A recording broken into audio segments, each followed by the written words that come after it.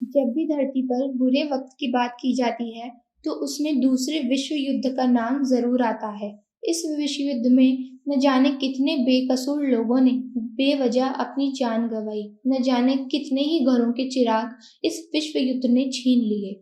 इस भयंकर विश्व युद्ध में कुछ तो ऐसे भी लोग थे जिन्हें मौत मिली, तो वो भी बहुत खतरनाक टॉर्चर के बाद। सब कुछ बताएंगे हम आपको इस स्टोरी के बारे में, जिसने काफ़ी सारे लोगों की बहुत ही भयावह तरीके से जान ले ली। लेकिन उससे पहले मैं हूँ प्रियंका सैनी और आप देख रहे हैं PSBB फिल्म्स पर एक और कमाल का वीडियो। मुझे उम्मीद है बाकी वीडियोस की तरह आपको इस वीडियो से भी काफ़ी कुछ जानकारी सीखने को मिलेगी। बच्चों से लेकर महिलाओं तक किसी को भी इस टॉर्चर ने नहीं बख्शा। क्या था ये टॉर्चर, चलिए जानते हैं इस कहानी के बारे में। कहानी है यूनिट 731 की। ये यूनिट जापानी सेना की ही एक यूनिट हुआ करती थी। असल में इस यूनिट का काम था जापान में बनने वाले बायोलॉजिकल और केमिकल हथियारों को टेस्ट करना। वे लोग उन कैदियों का इस्तेमाल करते थे जो कि जापान की जेल में बंद थे। एक रिपोर्ट के मुताबिक 3000 के करीब कैदियों पर यहाँ खतरनाक एक्सपेरिमेंट किए गए, जिनमें से अधिकतर चीन के कैदी थे। लेकिन इसके अलावा रूसी, ब्रिटिश और अमेरिकी कैदियों पर भी एक्सपेरिमेंट किए गए। कहा जाता है कि ये तो सिर्फ वे आंकड़े हैं जो सरकार ने जारी किए थे। असल में यह आंकड़ा इससे कहीं अधिक था। 1939 में शुरू हुआ दूसरा विश्व युद्ध 1945 तक चला था।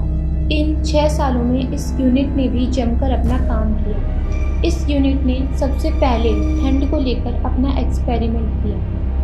यूनिट के लोग जानना चाहते थे कि आखिर इंसान कितनी ठंड बर्दाश्त कर सकता है। इस एक्सपेरिमेंट के लिए उन्होंने जेल से कुछ कैदियों को चुना, फिर उन्हें बिना कपड़ों के उन बर्फीले पहाड़ों पर खड़ा कर दिया गया, जहाँ का तापमान -30 से -40 डिग्री सेल्सियस के बीच था।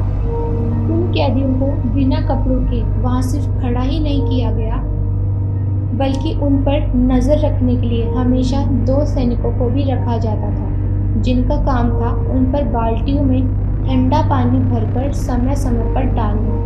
उन कैदियों पर तब तक पानी डाला जाता था जब तक कि उनका शरीर पत्थर की तरह नहीं हो जाता। इसी के साथ वे कैदियों को डंडे से मारते भी थे, वो भी सिर्फ ये चेक करने के लिए कि कैदी का शरीर ठंड से जम गया है या नहीं।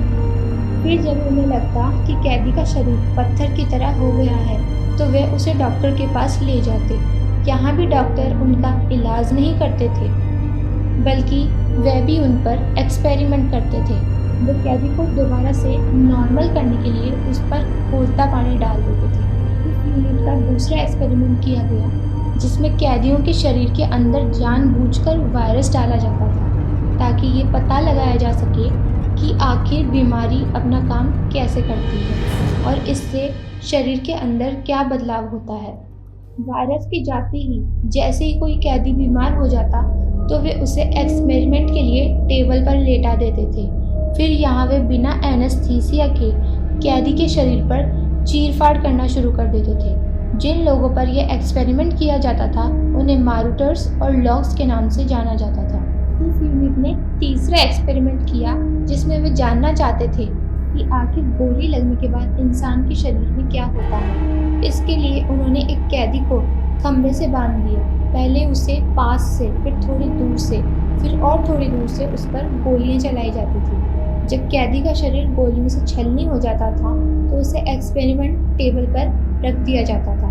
फिर उसके शरीर को चीर कर देखा जाता था कि आखिर कौन सी गोली ने क्या काम किया। इसी के साथ कुछ जिंदा कैदियों के पास तो ग्रेनेड तक फेंक दिए जाते थे। इससे पता लगाने की कोशिश की जाती थी कि आखिर ग्रेनेड कितने ज़्यादा भयंकर हो सकते हैं, और अगर कोई शख्स ग्रेनेड को इतनी पास से झेलता है तो उसके शरीर के साथ क्या होता है। एक डॉक्टर ने काफ़ी सालों के बाद बताया कि जब वे एक गैस वेपन को टेस्ट कर रहे थे, तो उस समय हवा के कारण वह गैस डॉक्टर्स की तरफ ही आ गई। इससे वे लोग बाल बाल बच गए।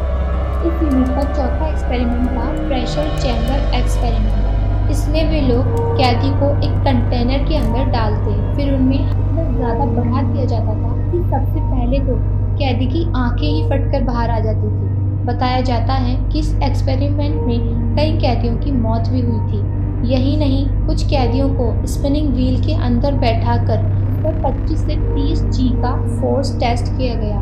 इसमें भी न जाने कितने ही कैदियों ने अपनी जान गंवा दी। इसके बाद नंबर 5 पर आता है सबसे घातक एक्सपेरिमेंट।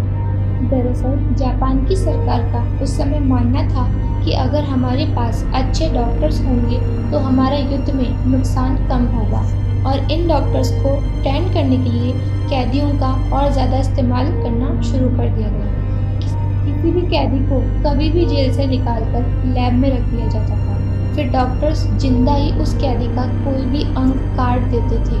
पहले हाथ, फिर पैर, फिर गर्दन, इस तरह कैदी का एक एक अंग काट दिया जाता था। एक डॉक्टर ने खुद ये बात बताई है कि उन्हें एक कैदी को इस तरह काटने में 90 मिनट का समय लगता था। इसके बाद छठे नंबर पर आता है सेक्सुअल इन्फेस्टेशन का एक्सपेरिमेंट। इस एक्सपेरिमेंट में कैदियों को महिला कैदियों के साथ यौन संबंध बनाने के लिए मजबूर किया जाता था। अगर कोई भी कैदी यह सब करने से मना करता तो उसे गोली मार दी जाती थी। इस डर से सभी कैदी ये सब करने के लिए हामी भर देते थे। लेकिन यहाँ यौन संबंध बनाने से पहले उनके गुप्तांगों में एक वायरस डाला जाता। दरअसल यूनिट 731 यह जानना चाहती थी कि सिफिलिस जैसी सेक्सुअल ट्रांसमिटेड बीमारी आखिर फैलती कैसे है। इसके अलावा कई महिलाओं के शरीर में वायरस डालने के बाद उन्हें गर्भवती भी बनाया जाता था, ताकि यह देखा जा सके कि नवजात पर उस वायरस का क्या असर होता है। इस क्रम में तो कई महिलाओं की मौत भी हो जाती थी। आज भी माना जाता है कि कई बच्चे इस एक्सपेरिमेंट के बाद वहाँ पैदा हुए, लेकिन कोई भी वहाँ से जिंदा बाहर नहीं आ पाया, क्योंकि उनके साथ भी वहाँ खतरनाक एक्सपेरिमेंट ही किए गए। एक बहुत ही लंबे समय तक इस यूनिट ने खुफिया तरीके से अपना काम किया और किसी को भनक तक नहीं लगने दी। लेकिन फिर समय आया सन 2018 का, जब द गार्जियन ने इस यूनिट पर एक रिपोर्ट निकाली। दरअसल जापान ने खुद इस रिपोर्ट को उन्हें दिया था। जब ये बात दुनिया के सामने आई तो इस यूनिट को लेकर कई सवाल उठे।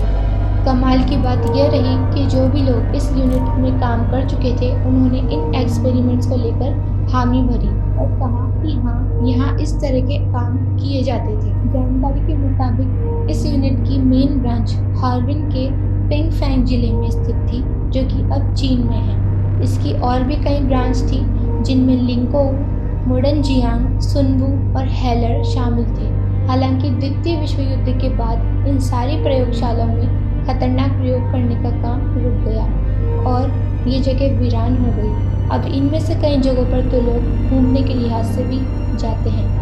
क्या होता है अगर ये सभी एक्सपेरिमेंट आप लोगों के सामने किए जाते, और अगर आप लोगों के सामने किए जाते तो आप लोग क्या एक्शन लेते, और क्या अब आप इन जगहों पर अकेले घूमने जाना पसंद करेंगे? हमें कमेंट करके ज़रूर बताएं।